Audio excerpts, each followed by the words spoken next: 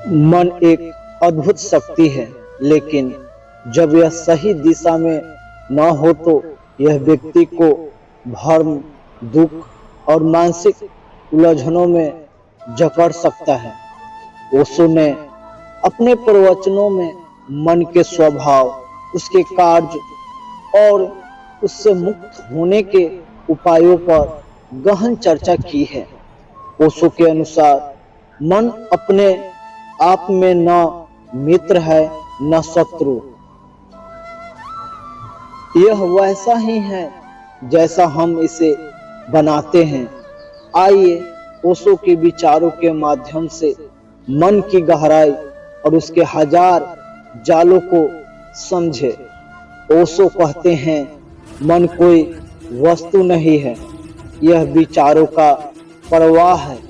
यह तुम्हारी इच्छाओं, भय और भ्रम का संग्रह है।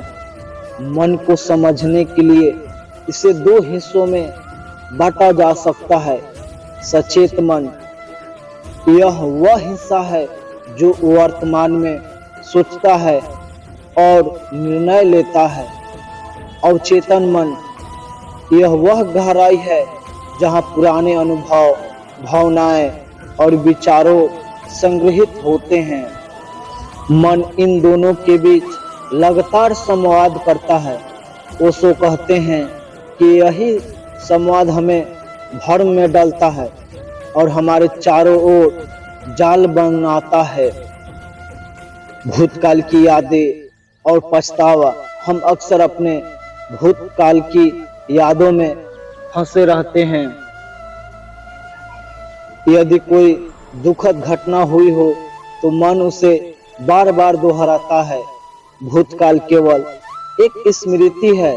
जब तुम उसे छोड़ देते हो तो वह तुम्हारे लिए खत्म हो जाता है। भविष्य अनिश्चित है, लेकिन मन हमेशा उसकी चिंता करता है।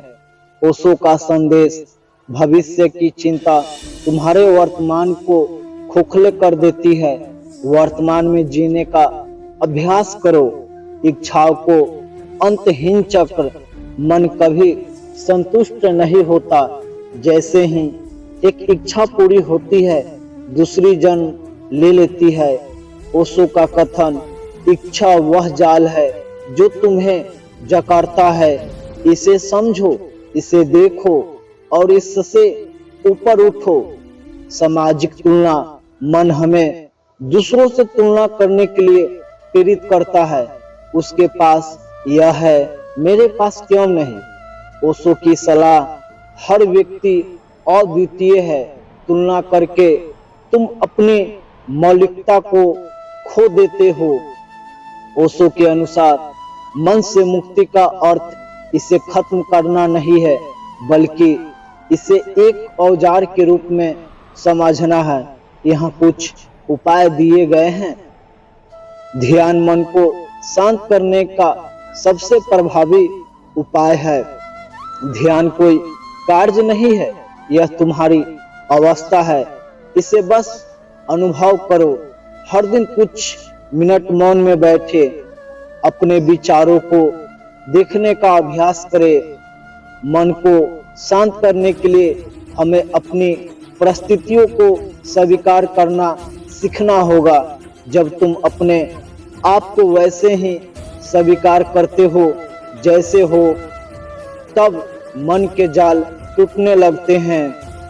वर्तमान में जीना, ओशो कहते हैं, जो कुछ भी अभी है वही सत्य है, बाकी सब मृग तृष्णा है।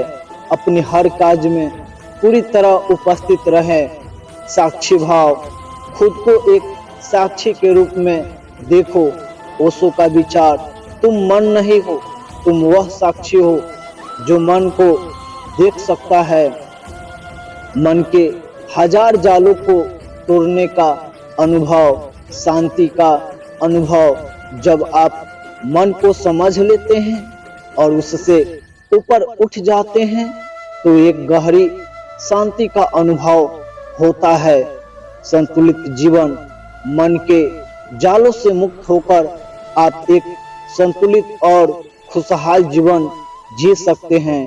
अहंकार का अंत ओशो कहते हैं, मन का जाल अहंकार है। जब तुम इसे देख लेते हो तो यह स्वतः समाप्त हो जाता है। ओशो ने मन को समझने के लिए अनेक कहानियां का उपयोग किया है।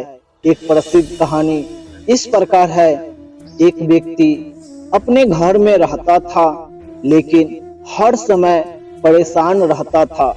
एक दिन वह एक संत के पास गया और पूछा, मुझे मन की शांति चाहिए। संत ने कहा, तुम्हें बस इतना करना है कि जो विचार आते हैं उन्हें जाने दो, उन्हें पकड़ो मत। उस व्यक्ति ने इस उपाय का पालन किया और कुछ समय बाद उसे शांति का अनुभव हुआ। इस कहानी से ओशो हमें सिखाते हैं कि मन को पकड़ने की बजाय उसे स्वतंत्र छोड़ दो। मन के हजार जाल विषय और ओशो के विचार हमें बताते हैं कि मन हमारा सबसे बड़ा सहयोगी भी हो सकता है और सबसे बड़ा बाधक भी। यह इस पर निर्भर करता है कि हम इसे कैसे समझते हैं और नियंत्रित करते हैं। ओशो का अंतिम संदेश, मन से ऊपर उठकर तुम वही बनते हो जो तुम्हारा असली स्वरूप है, शुद्ध चेतना।